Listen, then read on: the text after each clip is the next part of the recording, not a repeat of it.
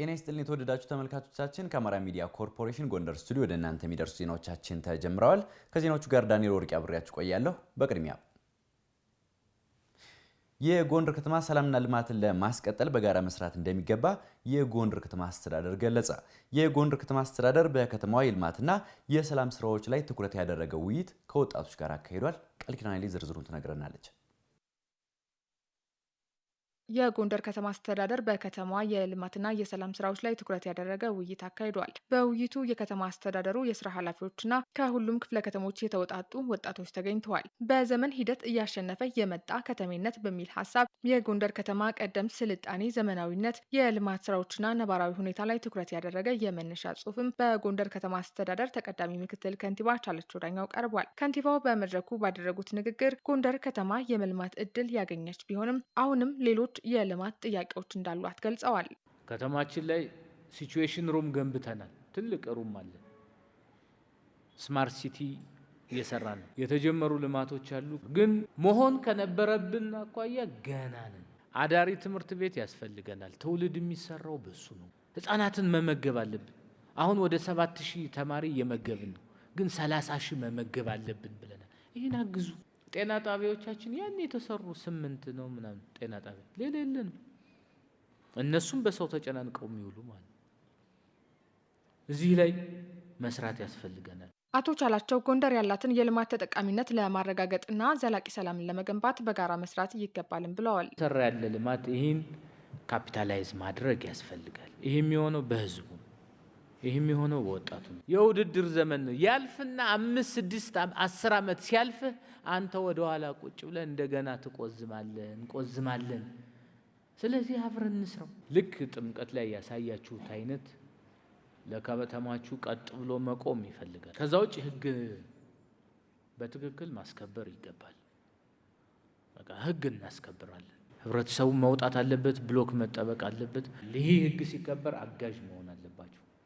የውይይቱ ተሳታፊ ወጣቶች ለበርካታ ዓመታት ከልማት ርቃ የቆየችው ጎንደር ከተማ የልማት እድል ማግኘቷን አንስተው ለከተማ ሰላምና ልማት የበኩላቸውን እንደሚወጡ ማረጋግጠዋል። የሞገስ አራጎ እባላለሁ። ልማቱ ሲሰራ ወጣቱም ህዝቡ እንዳጠቃላይ ለመሰረተ ልማቱ በአጠቃላይ ለልማቱ በጣም ከፍተኛ አስተዋጽኦ ያደረገበት ነው ማለት ይቻላል። ከወጣቱ እንግዲህ የተሰሩትን ልማት ማስቀጠል ነው። መንከባከብ፣ መያዝ፣ መጠበቅ ያስፈልጋል። መሰራት ብቻ አይደለም። የተሰራው ነገር ደግሞ ለህዝቡ አገልግሎት ላይ እንዲውል ማድረግ እሱ የመጀመሪያው ስራ ይሆናል እና ከዛ ቀጥሎ እንግዲህ ልማቱ እንደተሞሉ ሰላም ያስፈልጋል። አንድ ከተማ የተሻለ ሰው ልማቱን የሚጎበኘውና የሚያው ሰላም ሲኖር ነው እና ለሰላም ደግሞ ወጣቱ የተቀናጀ ርብርብ ማድረግ አለበት ብዬ አስባለሁ። ይህን ተቀብሎ ወደ ተሻለ ነገር ማሳደግ ያስፈልጋል። መጽሔት ይባላለሁ። በከተማችን ላይ ሰላም ማምጣት እንዳለብን ወጣቱ ከአሉን ከክቡር ከንቲባችን ጋር ጎን በመሆን ሰላምን ማስፈን አለብን። ከነበረው ልማት ጎንደር የነበረችው ማንም ያውቃል። አሁን ግን በጣም በምታምር እውነተ ሙሽራ ጎንደር በሚባለው እውነተ ስሟን ይዛለች። የጎንደር የልማት ተጠቃሚነት ቀጣይነት እንዲኖረው ማስቻል ይገባል ያሉት ወጣቶቹ ለከተማዋ ልማት አስተዋጽኦ ላበረከቱ ሁሉ ምስጋና አቅርበዋል። የኢትዮጵያ ኤሌክትሪክ አገልግሎት ጎንደር ሪጅን በኤሌክትሪክ መሰረተ ልማቶች ላይ በተፈጸመ ስርቆት ሳቢያ በተያዘው በጀት ዓመት ከ45 ሚሊዮን ብር በላይ ኪሳራ መድረሱን አስታወቀ። የኢትዮጵያ ኤሌክትሪክ አገልግሎት ጎንደር ሪጅን በኤሌክትሪክ መሰረተ ልማቶች ላይ እየደረሰ ያለውን ስርቆት ለማስቀረት ታሳቢ ያደረገ ውይይት ከፍትህና ከጸጥታ አካላት ጋር አካሂዷል። ማርታ አዱኛ ዝርዝር አላት። የኢትዮጵያ ኤሌክትሪክ አገልግሎት ጎንደር ሪጅን በኤሌክትሪክ መሰረተ ልማት ላይ እየደረሰ ያለውን ውድመት ማስቀረት ታሳቢ ያደረገ ውይይት አካሂዷል። በውይይቱ የጸጥታና የፍትህ አካላት ተሳታፊ ሆነዋል። የጎንደር ሪጅን በኤሌክትሪክ መሰረተ ልማቶች ላይ በተፈጸመ ስርቆት ሳቢያ በተያዘው በጀት ዓመት በመሰረተ ልማቶች ላይ በደረሰ ጉዳት ከ45 ሚሊዮን ብር በላይ በሪጅኑ ላይ ኪሳራ መድረሱን የጎንደር ሪጅን ዳይሬክተር አያሌው ወርቅነህ ገልጸዋል። 2015 እስከ 2017 በ3 ዓመት በ6 ሚሊዮን ነው። አሁን በዚህ በ2018 ግን በ6 ወራት 45 ሚሊዮን ነው የተዘረፈው። እንግዲህ መሻሻል የለም። በ265% የመሰረተ ልማት ውድመት እያደገ ነው የመጣው ማለት ነው። ስለዚህ በርካታ ተቋሙ መሸከም የማይችለው ኪሳራ ውስጥ እየገባ ነው ያለው። በአስፈጻሚ አካላት በፍትህ አካላት ከፍተኛ ጥረት እንደሚያስፈልገው ነው እዚህ ጋር መግለጽ የምንፈልገው ማለት ነው። የፍትህ ተቋማት ለማህበረሰቡ ንቃተ ህግን ከመፍጠር ጀምሮ ምርመራን በማከናወን እየሰሩ መሆኑን የገለጹት ደግሞ የጎንደር ከተማ አስተዳደር ፍትህ ጽህፈት ቤት ኃላፊ ግርማ ጌታቸው ናቸው። ንቃተ ህግ በተለያዩ ቦታዎች ወጥተን እያስተማርን ነው። ሲቀጥል ደግሞ ወንጀል ተፈጽሞ ሲገኝ እነዚህን ወንጀሎች አንደኛ ምርመራ በማጣራት ደረጃ ባሉን በከተማ ደረጃ ወደ 7 ጣቢያዎች አሉ።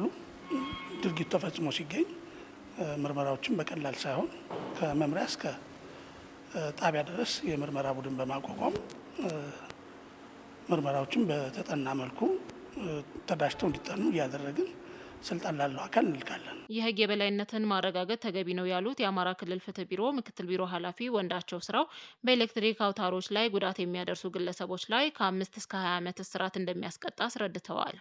ወንጀሉን የፈጸሙ ሰዎችን በተመለከተ ከወንጀሉ ክብደት አንጻር ጉዳዮቹ በሌሉበትም ጭምር የሚታዩ ናቸው። ሰው እያንዳንዱ ወንጀል በአካል ተገኝቶ ነው መታየት ያለበት።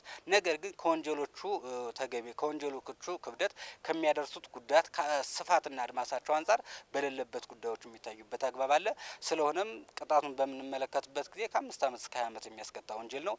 ይህንንም የሚታየው በአማራ ክልል ጠቅላይ ፍርድ ቤት ደረጃ ነው በውክልና የፌዴራል ጉዳይ ስለሆነ ይህን በመስራት ረገድ ሰፊ ስራዎች እየተሰሩ ይገኛሉ።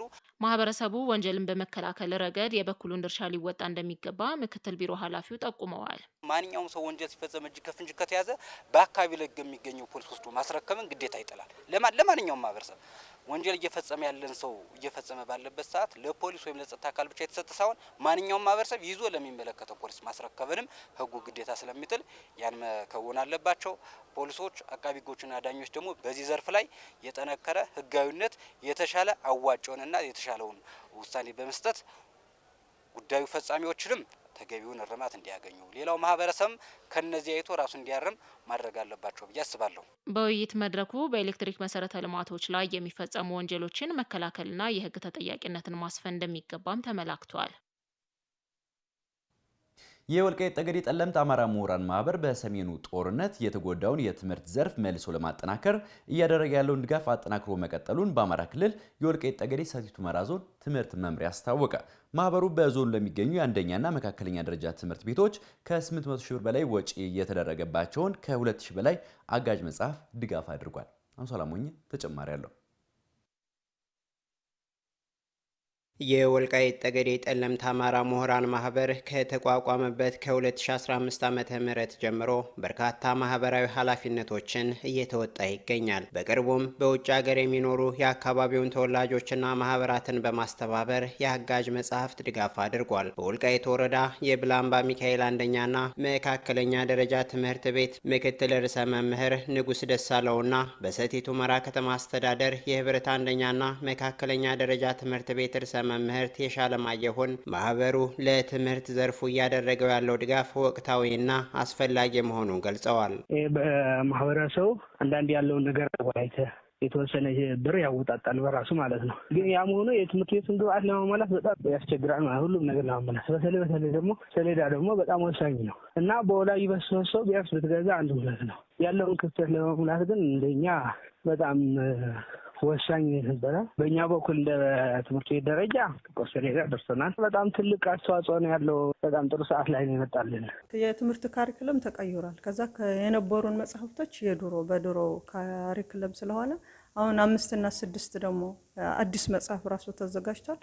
በጣም ጠቃሚ ብዬ አስባለሁ። በታችኛው ትኩረት ተደርጎ እየተሰራ እንዳለ ለምሁራኑ በጣም አመሰግናለሁ። አካባቢው በሰሜኑ ጦርነት ምክንያት በርካታ ትምህርት ቤቶች የወደሙበት መሆኑን የወልቃይት ጠገዴ ሰቲት ሁመራ ዞን ትምህርት መምሪያ ኃላፊ አቶ ገብረ ማርያም መንግስት ያስታውሰው ከነጻነት በኋላ የትምህርት ዘርፉን ውጤታማ ለማድረግ በሚደረገው ጥረት ውስጥ የማህበሩ ሚና ከፍተኛ መሆኑን አስረድተዋል። እንደሚታወቀው የጦርነት በነበረበት በጣም በርካታ የትምህርት ቤቶች ቁሳቁስ እና ማቴሪያሎች የወደሙበት ስለነበር ያንን ግብአት ለማሟላት ብዙ ድጋፎች ሲደረግ የነበረበት ሁኔታዎች አሉ።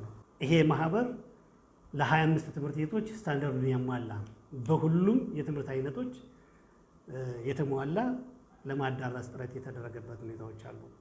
በሁለተኛ ትምህርት ቤቶቹ በራሳቸው አቅም ጭምር ቅድሚያ ሰጠው መጽሐፍ ግዢ እንዲፈጽሙ የማድረግ ስራ እየተሰራ ያለበት ሁኔታዎች ነው ያሉት። የትምህርት ጉዳይ ስናስብ ለአንድ ወገን ምንተወው ጉዳይ አይደለም፣ ለአንድ ተቋም ብቻ ምንተወው ጉዳይ አይደለም። ማህበሩ በጤናና በሌሎች ማህበራዊ ጉዳዮች ላይ እየሰራ ቢሆንም በተለይ በትምህርት ዘርፉ ላይ ትኩረት ሰጥቶ እየተንቀሳቀሰ መሆኑን የማህበሩ ምክትል ስራ አስኪያጅ መምህር ደረጀ ማሞ ተናግረዋል። የምሁራን ማህበሩ ትኩረት የሚያደርግበት በትምህርት ዘርፉ ነው ማለት ነው። በጥቁር ሰሌዳ ለትምህርት ቤቶች በማቅረብ የበኩሉ ድርሻ እየተዋጣ ነው። የኤሌመንተሪ ስኩል ተማሪዎች አጋዥ መጽሐፍ የሚያገኙበት ሁኔታ ተሰርቷል። በዚህም 2035 መጽሐፍ ገዝቶ ለዞኑ አስረክበናል ማለት ነው። ሀገር ተረካቢ ትውልድ ማፍራት የሁሉም አካላት የጋራ ኃላፊነት በመሆኑ በሀገር ውስጥና በውጭ የሚኖሩ ወገኖች ድጋፋቸውን አጠናክረው እንዲቀጥሉ ጥሪ ቀርቧል። የተወደዳችሁ ተመልካቾቻችን ከአማራ ሚዲያ ኮርፖሬሽን ጎንደር ስቱዲዮ ወደ እናንተ ሲደርሱ የነበሩ ዜናዎቻችን በተከታተላችሁት መንገድ ተጠናቋል። ከዜናዎቹ ጋር ዳንኤል ወርቅ አብሬያችሁ ቆየሁ። ጤና ይስጥልኝ።